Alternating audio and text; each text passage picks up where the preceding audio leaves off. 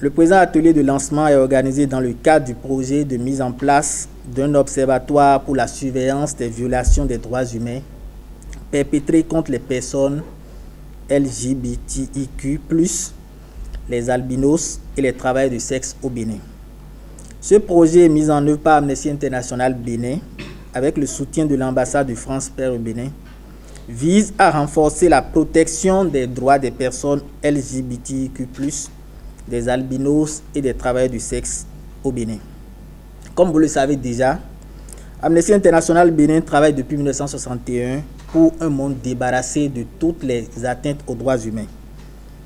Et pour ce faire, notre organisation reste sensible aux violations des droits humains où qu'elles se produisent et quelles que soient les personnes sur lesquelles elles se produisent. Démarré en juillet 2020, ce projet a permis de former différentes bénéficiaires, les associations bien sûr, sur les règles de rédaction des rapports alternatifs pour l'examen périodique universel EPU, mais aussi sur le suivi des violations des droits humains. Ces formations permettront de rendre plus efficace le plaidoyer en faveur de la protection des associations bénéficiaires dont les membres sont marginalisés au quotidien. Outre ces formations, le présent projet a permis la mise en place d'une base de données efficace de recueillement et de dénonciation des violations des droits humains des cibles. Il s'agit d'une application web responsive, accessible à distance et qui permet de signaler les violations des droits humains. Derrière, une équipe de spécialistes prendra le relais, étudiera les cas et décidera de la conduite à tenir. Elle peut consister soit en une assistance juridique ou en un soutien psychosocial.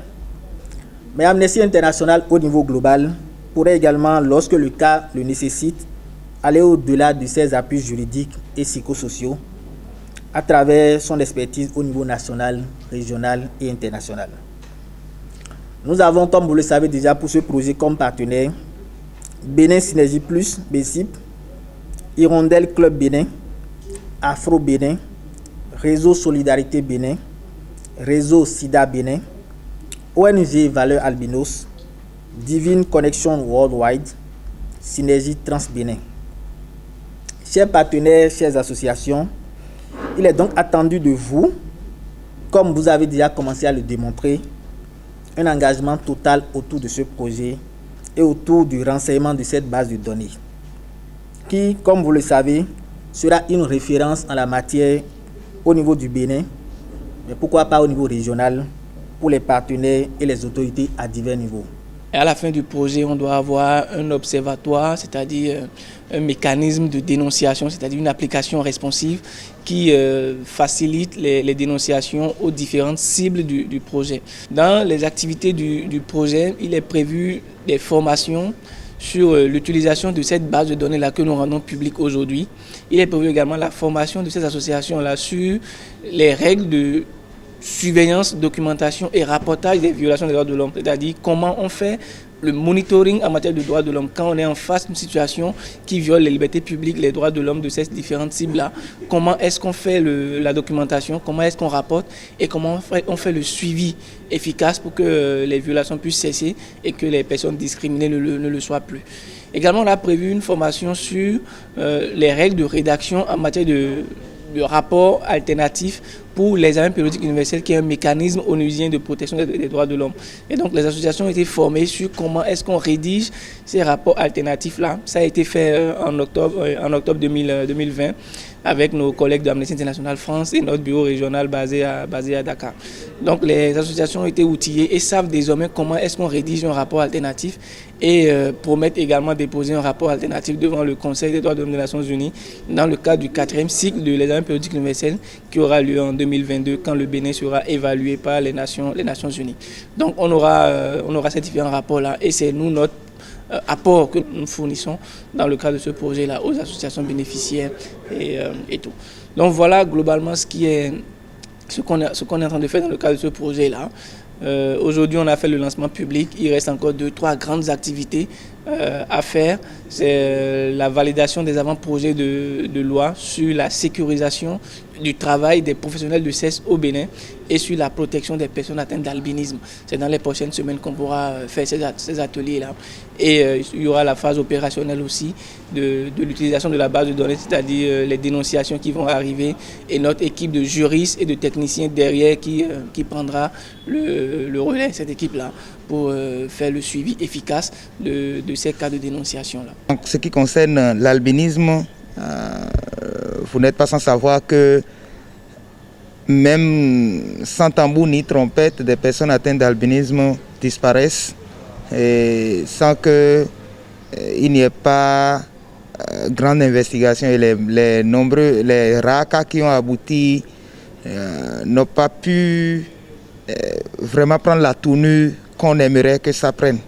Bon, évidemment en 2017 j'avais suivi un cas jusqu'à ce que certaines personnes soient emprisonnées, mais jusqu'ici on n'a pas encore tranché au niveau de la justice. Donc l'idée de Amnesty International était de renforcer des associations par rapport à comment dénoncer.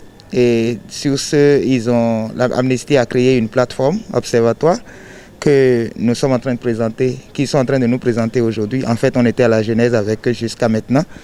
Et sur la plateforme, les associations peuvent dénoncer des cas de violation des droits humains de leurs membres.